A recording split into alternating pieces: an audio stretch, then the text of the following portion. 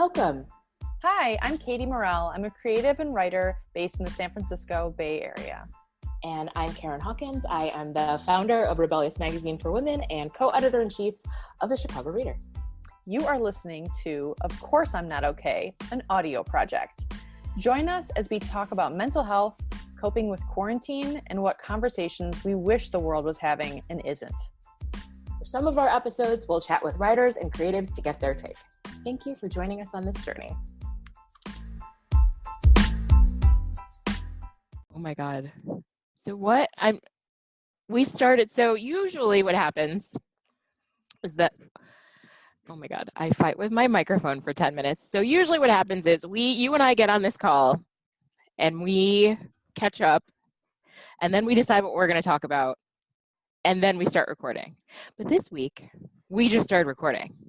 We are changing it up, listeners. Welcome to an experiment inside of another experiment.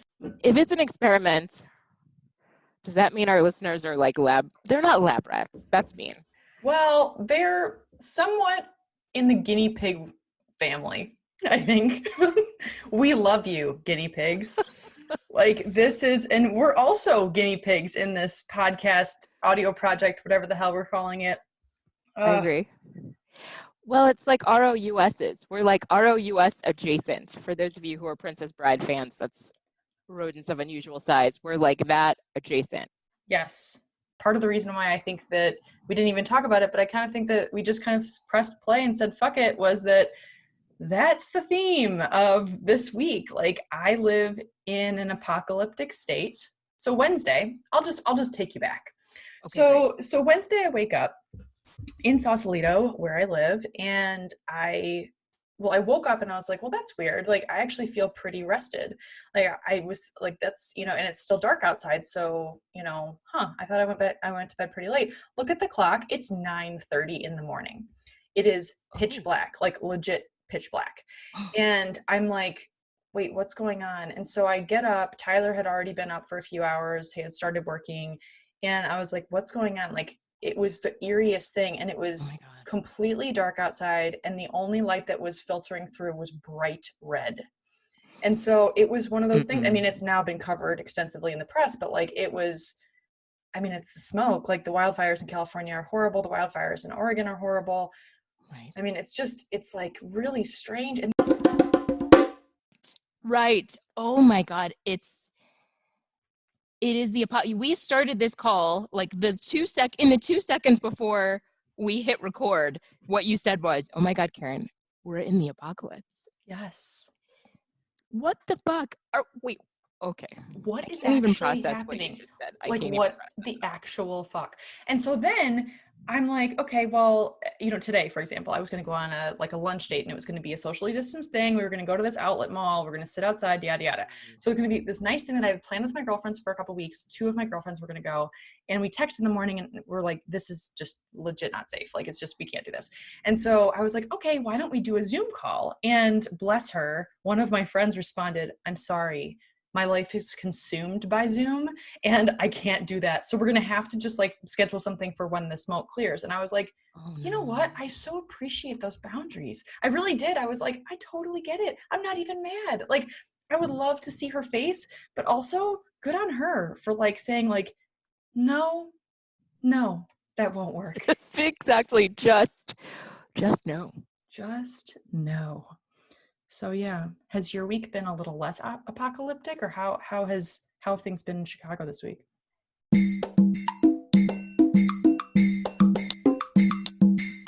It's 60 something degrees, which sucks. Yeah, no, it's like in the 60s, which sucks. And it makes all of us feel like we should have winter coats on, because it was like in the 90s probably a week ago. Yeah. So there's that. And then I have a family situation, which I will not get into, but I have a sick family member, which is also super stressful. Yeah, no, it feels like the apocalypse. And I had this moment this week where I used to have this reputation that I really appreciated when I was an AP reporter. Oh my God, this mic. Do you see how it's like cattywampus on my head because I can't get it to work right? Okay, so I had this. Looks great. So you're looking great there, Wendy's. drive-through lady. I'll have Looking 3 good. orders of fries, please. Extra frosty on my frosty. Can you double up my frosty? Double, triple frosty, please. You got any bourbon back there? Oh my God, all the vodka, please. So I had this reputation when I was an AP reporter. I think one of my editors came up with this, that it was just like a shot poll, which I've never done, that they could just like shoot assignments into the air and I would just shoot them down, just like pull, and I would just shoot them down, right? And Nice. I like loved that image of myself, right? And this week I just feel like, is it Wipeout? Is it American Gladiators, where the person's walking and they're just like getting pummeled? That's what I feel like right now. Like I've gone from like pull and shooting shit down to just like in the water on my ass, pummeled by like those car wash things. Yes, like those big, like they're like the foam, I don't even know, like the foam columns that swing back and forth, and then you have to like weave, like bob and weave as you go between them. But if you don't weave correctly, you're just gonna fall into a pit of water. Like, is that what you mean? Like, I remember that from when I was like 7 watching American Gladiator. That is exactly what I'm talking about. It's not a good feeling. No, it's not, Not a into good it. feeling. Not into it. You know, I mean, today I was telling someone how crazy this is, and I was like, it's almost comical. And I want to be the person who's laughing at this. Like, I really do. I mean, I am laughing with you, thank God. And like, this is something I look forward to so much every week. Like, this is like now part of my mental health routine. And it's just like, 100%. But like, I'm not sure how to laugh about wildfires. Like, I'm not sure if that's a thing. Like, I don't know. Like, maybe it's just like, you know, no, I got nothing. I did see one thing. I mean, I'm not in it. I did see one thing. I don't know if this will help you laugh about it. Have you seen that? You know, the This Is Fine dog? No, the This Is Fine dog? I don't know what that is. Oh, wait, the dog, it's a meme. And, oh, wait, now I have to put it in the chat. It's a meme. Listeners, you know exactly what I'm talking about. And it's like a dog sitting in flames. He's surrounded by flames, and he says, "This is fine." He's drinking coffee. I'm gonna find it and send it to you. So I did see someone this week referencing the wildfire that started because of the gender reveal party. Oh my gosh. So somebody replaced "This is fine" with "It is a boy." That is funny. Right? That's good. Like, that's funny. I love that person. Also, gender reveal parties. Like, I mean, okay, so full disclosure, I've been to one gender reveal party, and it went something like this. We were indoors. This is years ago. We were indoors, and the bride and groom, the mother and father, they opened a big box, and a helium balloon that was, I guess it is pink, like came up into the room, and everyone clapped. And I was like, okay, like that's nice. But like the idea of, I mean, I'm kind of like anti-gender reveal parties. I mean, let's just be honest here. Like, yes. Yeah, can we just talk about the fact that like gender reveal, like you can know the birth assigned sex of a baby, but like gender is something that someone chooses when they're born, and they become someone who understands gender. I mean, I feel like the gender binary in general is problematic, as we all have come to understand. So, and I don't know if you've seen that the woman who had the very first gender reveal party is now mortified that people took her lead. Oh yeah, no, she's written this very long piece about, like, because she now has a non-binary child, like that kid that she had the gender reveal party for is now identifies as non-binary, and she's just like, oh my God, what a shit show. I'm so sorry. Wow. I never meant for the rest of you fuckers to do this.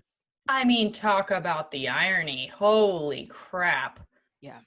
Wow. Okay. I will definitely include that in the resources section of the description of this podcast, because that's actually fascinating. I think it's like a flare that you can put out, that you can actually buy a flare in the color, almost like a firework type of situation, in the color of blue or pink. No. So yeah, I just hope that in the future people kind of reconsider that and maybe just send an email. Just send a text. Like that's good. Like, how about the reveal party is, it's a baby. Yes. We're having a human child. That's it. That's the reveal. Yeah, this week has been interesting, I will say. Like, it's just been super, super interesting. I mean, I do think that like it also goes, there is something to be said for trying to figure out how we feel in this moment, as we talk about in this podcast. And I was having a conversation with someone this morning, and she was really bummed out. Like she was really having a hard time. And I was saying, you know, like, I think it's totally fine that you're having a hard time. I think a lot of us are having hard times. And then I was like, I'm finding myself trying to think like, I need to focus on what I'm grateful for. I need to focus on like how to bring joy into my life. And like all of that is true. But sometimes it's okay to sit in the shit. Like sometimes it's okay to say like, I'm not okay. Hence the name of our fucking podcast, audio project, whatever it is. And so Exactly. it's like, the thing is though, is like, I guess I wonder, how long do you sit in the shit? Like, is there like an expiration date for shit sitting, or do you like, like, or do you like, I mean, is it okay to wallow? I don't know. I think that's just a different answer for every person. Oh my God. Of course I'm not okay. Audio project t-shirts would be, how long is it? Wait, what was it? How long is there an Is there a expiration time? date to shit sitting? That will be available in 2021. That's right. Q1. You roll out the store. I have heard, I remember when I was like a very, very, very young person. Well, not that young, let's be honest. When I was young and going through my first breakup, Mm-hmm. I'll just put it that way. I remember a friend telling me that I should allow myself to like be sad and to grieve for a certain period of time every day, and then to just like move on. Ooh. Not like move on, but just like let yourself like freak out for this certain period of time every day, because otherwise it will consume you and you will become that person who does nothing but talk about their breakup for months. Like Yes. no one cares as much about your breakup as you do. And you Yes. can't see that when you're going through it, but she was just like, just do it. If you have to set a timer, just do it. Like set aside the time and then don't do it the rest of the day. It's like allowing the sadness or allowing the grief, but not being consumed by it. That's a brilliant idea. How did that work for you? Like, did that help you, or what, do you remember how you felt back then? Oh, no, I was a hot mess, and that's all I talked about for like a year. It's terrible and insufferable, and I'm so sorry. And thank you for everyone I'm still friends with now who tolerated me at the time.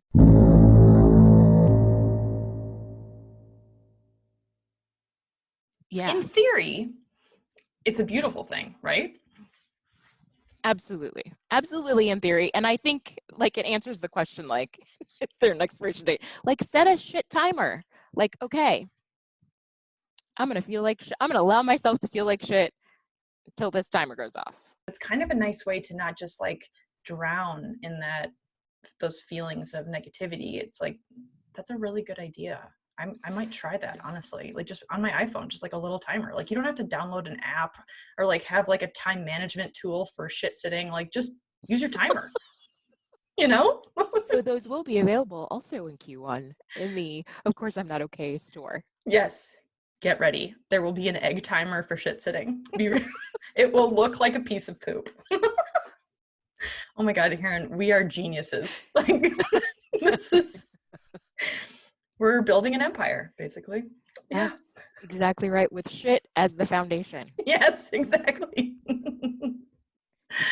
But yeah, I mean, I think that that's a really good idea to set a timer and to also just be okay to say like, I'm really not okay. And like, you know, there have been some days this week where I lay on the ground on my living room rug and I'll stare at the ceiling for seriously like 30 minutes. And it actually helps me a ton. I learned this because I was at this panel discussion years and years ago.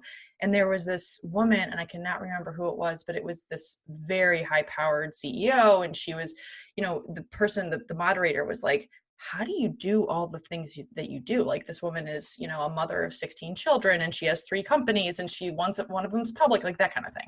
Like, it's like one of those superwoman, like in quotes, you know, lives. And what was really interesting is that the woman, I so appreciated her honesty. She was like, honestly, I come home every single night and I am completely wiped out and I lay on the ground on my living room rug, and everyone knows to kind of or maybe it was her bedroom rug, but like an actual, like just lay on the ground, not on a piece of furniture, on the ground, and and just look at the ceiling. And she's like, and then I just breathe for 10 minutes. Like sometimes I don't have 10 minutes and it's 5 minutes. Sometimes I have 30 minutes, but she's like, it really helps ground and center me. And so I so appreciated that honesty, that I've been doing that for like a year and a half since that panel. And I'm actually in love with the method, honestly. Like, it helps a lot. Sometimes I cry, and sometimes I'm just like, oh, maybe I don't feel as bad as I thought I did. This is kind of nice. And then I get up and I'm like, okay, I'll go on with my day. I really love that. I mean, it's like meditation. Yeah. It basically is meditation. Like, you're breathing. Maybe you're not thinking about your breathing, but you're also not, you're just kind of giving yourself this both physical space and time space to just like be blank and stare at the ceiling. Yeah, exactly. I love it. And like, who lays on their floor? I mean, I don't. And maybe some people do, and they're like super enlightened and levitating all the time. I'm not that person. And so like, I feel like if you don't normally sleep on or like lay on the ground, it's a nice change of pace. The other housemates you have might think you're a little, batty, but that's okay. They can just deal with their own judgment. We're in a pandemic. There are no rules.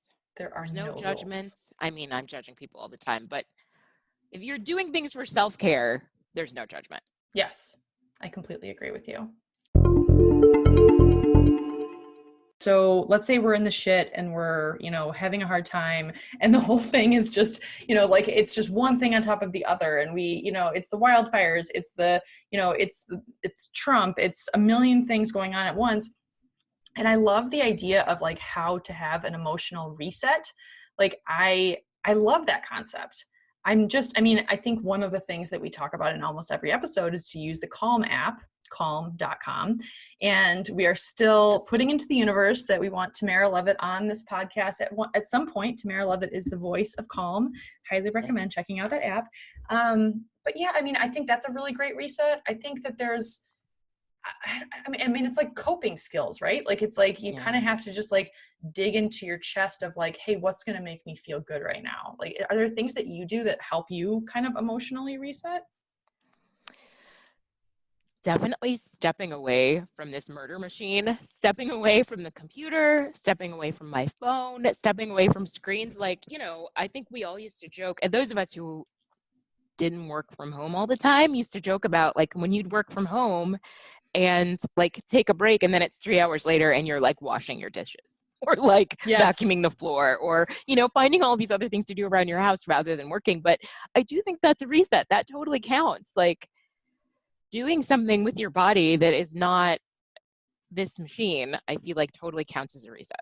Yes, I think that's a really good point. Like getting away from technology, going for, any type of movement. Like if it's watering your plants, like don't make yourself feel bad for what used to be seen as procrastination when you work from home. No, we're in a pandemic.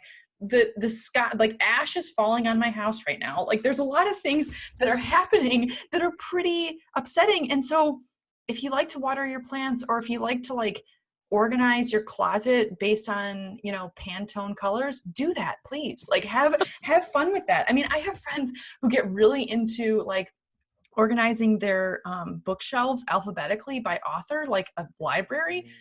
Do that, like that. If that's calming to you, that can be a nice emotional reset. There's this woman, her name is Tiffany Schlein, and I went to a panel discussion with her last year. She wrote a book that I'll also put into the description of this episode, and it's all about taking basically a digital sabbatical. So it's based on the Jewish Sabbath. And so from evening on Friday night, I guess it is like dinner time Friday night until dinner time Saturday night, her entire family, I think she has 2 kids, and her partner, her husband, they turn off all technology completely, like unplug their, truly, like they're not getting any, emergency calls or anything like that. And so they started this 10 years ago. And she found that it actually really helped their entire weeks, and it made them closer. And it's not like they were all singing Kumbaya around a fire pit every Friday night, but like, I think that like just having, like no technology was just really, really nice. And, I remember someone in the audience asking her, well, what about an emergency? And she said, well, after a few months of doing this, we did install a landline. And she's like, in 10 years, we've gotten 2 phone calls. Like, that's it. Wow. And yeah, I mean, they were emergencies, and like, that's, you know, if that's something that, you know, you feel like you need that, then that's totally understandable.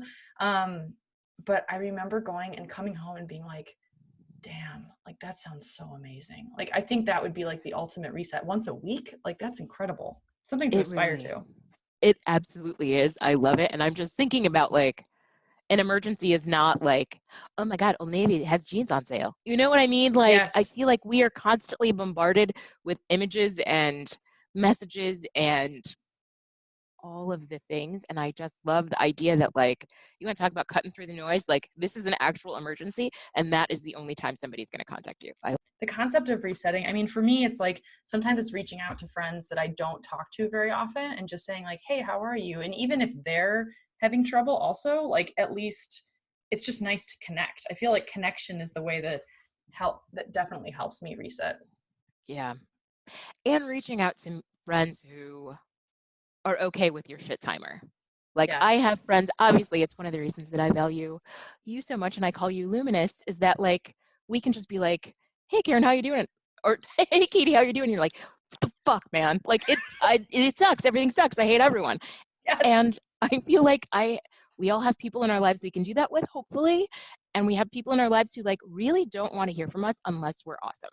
Yes, and that's okay. And it's good to know the difference. Like, Totally. it really is, because it's like, and not every friend is going to be that. That's actually a really good distinction, because it's like there are some people who it's just not the right thing for them to hear anything but positivity. And that's great if to know that, and to know like, when I have positive news, I'll tell that person and that will be that. But it's really nice to know kind of who you can talk to and like call when you're in the middle of a sob fest, and they won't judge you, which is why I love you so much. And that's how I feel about our relationship too. So it's like, it's very nice. Agreed. Yes. Ugh. Same. It's mutual. My like chill out used to be HGTV. Like, you thought it was funny I could name all the Princess Bride actors. Like, I know every single person on HGTV. I know who they're married to. I know who they're dating now. I know their pets' names. Like, that used to be my thing. And now I don't even want the television on. I don't know what that's about, but like, even HGTV is not calming to me now. I will use this as an opportunity, however, to promote another podcast that I do, which is Feminist Erotica. Yes. Our 4th episode just came out today. And so for that, my escape is reading erotica, which is just like, how can I have this be my full-time job? Like, reading erotica for a living, how can I just make this my full-time job? But some of it's really good and some of it's really, I appreciate their efforts so much. I would be very happy to read erotica for a living, if I was like an erotica editor, I guess, a book editor, or Yes, in our 2nd episode, we interviewed Rachel Kramer Bussell, who is the editor of Best Women's Erotica every year, and that's what she does. Is she compiles? Oh my God, I know. Yeah, oh she my compiles the gosh. stories for the Best Women's Erotica from Kleist Press, and she was fascinating. She was so fun to talk to. But yeah, that's her job. Oh my gosh, I'm definitely going to have to look that up. And I'll put that in the description of this podcast also, or this episode, of course. I mean, I listened to your first episode and it was so great. And it's Jera. Can you kind of tell everybody about it? So it's like, it's Jera and Princess, right? Yes, it's the 3 of us. We all have different perspectives on things. And yeah, and this first season, we are talking about what makes erotica feminist. Like, what is erotica, and then what makes erotica feminist? And we had this poll, and we've been interviewing all these people in the industry. And I'm so grateful that people have been so generous with their time. Like, Rachel, is a big deal, and she's our first interview, and she was so generous and so funny and so witty. And so we're going to have interviews with people. And we also have what Jera has called quickies, which is that we have I love it. voiceover artist reading erotica. So if you don't want to hear these like nerdy ladies talking about erotica, you just want to hear smutty stories, we also have that every other episode. Feminist Erotica, definitely on Spotify. I don't know about Apple yet. Okay, cool. I still think that's exciting. And also you can find it at rebelliousmagazine.com, which is, yes, your beautiful magazine.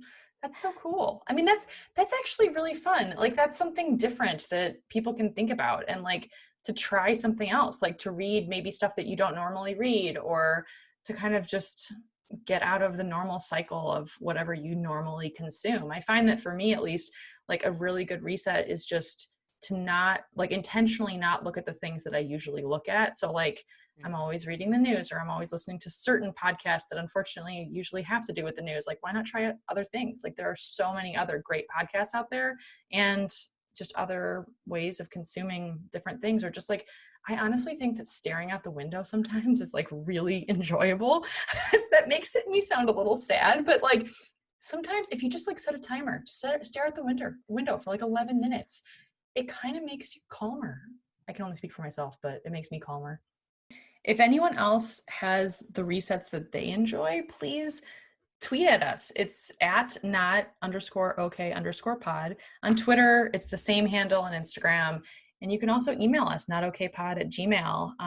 And we also are cooking up some really fun episodes in the future months with some really fun guests. And so we will not reveal anyone yet, but I will say that they are incredibly exciting. And we're also really open to anyone's suggestions of, guests that you're interested in hearing from, or topics that you're interested in hearing from. Oh, we do need to cover how to find a therapist. We should probably we'll probably cover that in a future episode. Don't worry, listeners, it will come soon. Agreed. Yes, but it's really nice seeing you, Karen. I really feel like this experiment of an experiment totally worked. Absolutely. Yes. Congratulations. Talk to you next week. Yay.